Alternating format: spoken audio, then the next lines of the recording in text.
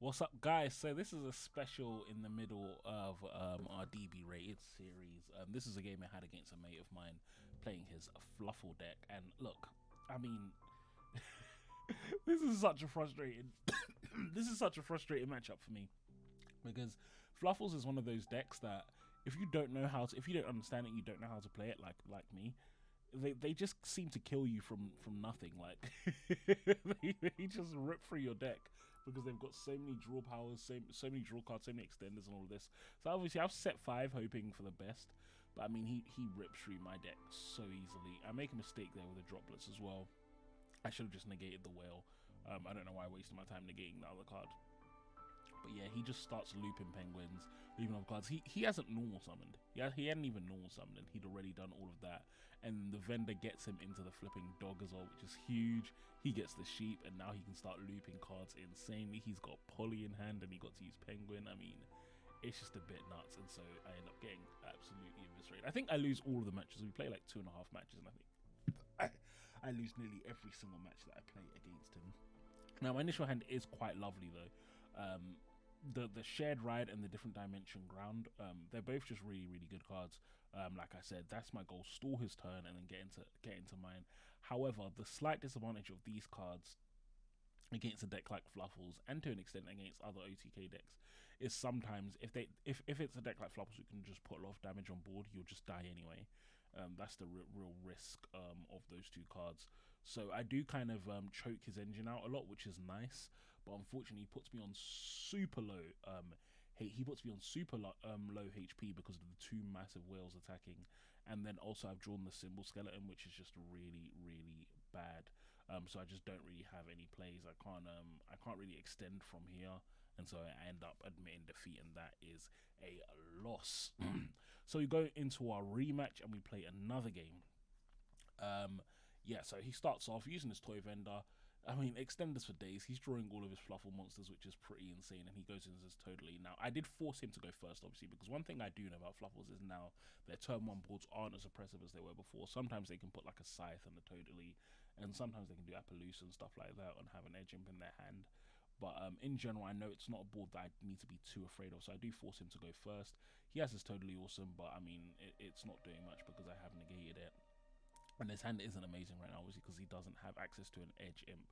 I do also put the Zeus on board because I know that if I can put the Zeus on board, I do limit his plays a lot. I can just keep kind of killing his summons. But yeah, so Galatea, get the crescendo set, have the big golden lord set. I mean, right now I feel like my board isn't too bad, right? It seems like it's not terrible. I'm not sure that. I feel like he still does manage to kill me. I'm not sure, but yeah, he starts looping his Fluffle cards. Now, I made a mistake there as well. I negated the dog, but really, what I should have just done there is just waited for his fusion spell. It's almost pointless to negate anything that's not the fusion spell or the totally because I mean you negate it and it doesn't even make a difference. But luckily enough, he wasn't able to see a fusion spell, so it didn't matter too much. But yeah, definitely I did make a mistake in that game. So he's gonna go first again, starting with the patchwork. But as you can see, his hand is absolutely shocking. He has fusions, he has patchwork, he has repair, and he has no Fluffles, so he can't actually fuse. So it really does slow his hand down a lot because he's just not able to kind of make a play really without seeing at least one Fluffle card. I do my standard Orcust play. I'm going to establish my standard board and then set my cards, set myself up for next turn. So I'm in a really good position here right now. Obviously, now I was expecting the Scythe, and so what I started doing here, and it's similar to what I started doing against Cyber Dragons, is I started ending on the Dinghy instead. The one negate I realized wasn't hugely crucial against him. However, the Dinghy issue, in my opinion, was, and so that was pretty good. I managed to end on ending on the Dinghy issue was enough to slow him down for then. But then, yeah, we go into another rematch. So this ends up being a pretty long game, I think. So doing massive prosperity to dig for cards. See the Golden Lord. I'm in a great position now because obviously the Golden Lord plus the Crescendo means I basically have full combo, unless he has a hand trap, of course.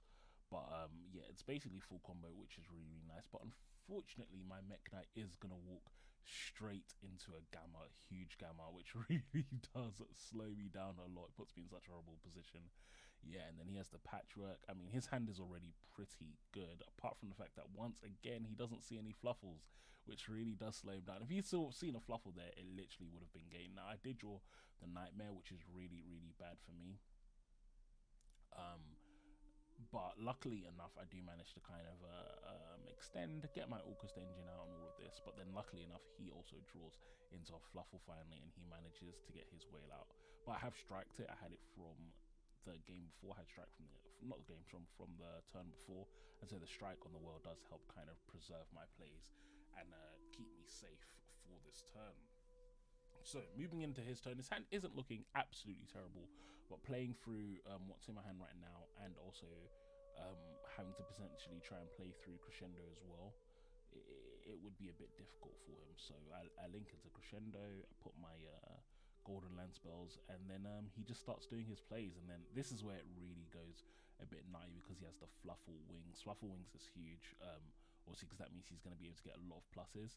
And then I make a huge mistake in negating the Fright Fur Fusion. This is something that I also learned, that one of the biggest errors I've noticed in my games is sometimes people do plays that I know aren't going to kill me, and I don't let them through. And I feel like especially something like Fright Fur Fusion, it's not going to gain him any advantage, whereas I knew Wings would give him so many draws. And so one of the big mistakes I made was negating that Fright Fur Fusion, because what ended up happening is then he just uses Wings and draws too. Now luckily enough, he didn't draw anything, so he ended up scooping after that. But I know I definitely need to be a bit more careful with that. It doesn't make sense to negate a card like Fright Fur Fusion, because he's not going to be able to kill me anyway. He's not going to get any extenders off that. At most, he's going to put a big whale that I'm just going to dingy send the next turn anyway. Whereas Fluffle Wings plus Toy Vendor could have done a lot for him, especially if he hadn't already drawn the bricks the turn before. But yeah, moving into this game, so all of my extenders, I've got all of my extenders out. I've got my Orcust engine going again, which is really nice. Then I'm gonna go into my standard Galatea play and just hope for the best. I have Shared Ride. I accidentally set Shared Ride. I don't know why, but yeah, I have Crescendo. I have Dingisu. All of this. Yeah, I'm in not too bad of a position. But looking at his hand, neither is he. So we're going to see what's going to happen on his turn. Now, I do have Crescendo again. And again, this is one of the things that I really like about Orcust. Just having access to that Crescendo is pretty awesome. But unfortunately, he draws into dust. I mean, look at his hand. He's got Wings. He's got Dog. He's got Polymerization. He's got 2 chains. Not just one. He's got 2. I mean, it was looking good for me. But he does manage to kind of just absolutely eviscerate my board, because he just draws the absolute nuts. He's got the Kraken to get rid of my buffed up Lord as well, which is pretty huge. And he's got a Scythe for next turn if he needs it, but he ends up not even really, it ends up not mattering too much anyway. Now, I don't die, which is quite nice, but unfortunately, this creates a pretty big problem for me, because certain cards in my deck are now turned off. Can't use my strikes, can't use my Cursed Eldland. And so my plan initially here is thinking, oh, maybe I can beat over some of his cards. But so I want to kind of get his Edgimp Scythe out straight away. That was my goal. But unfortunately, I realized here at a certain point that no matter what, it's going to be game, because his whales can just buff themselves up. I have no way to get both whales off the field. My extra deck is completely taken off. And yeah, there's just not a lot that I can do. So yeah, I end up actually losing that. And then we cut it short here because it had been pretty long. We had been playing for about an hour and a half. But yeah, those are my games against Fluffle. So very fun games. Yeah, thank you to you, Sammy, for playing some of those games with me. But yeah, this was a bit of a different episode of DB Rated. This wasn't a rated game, by the way. This was just a friendly match. But yeah, stay tuned. Next episode will be back to the regular DB Rated episodes. So I'll talk to you all later.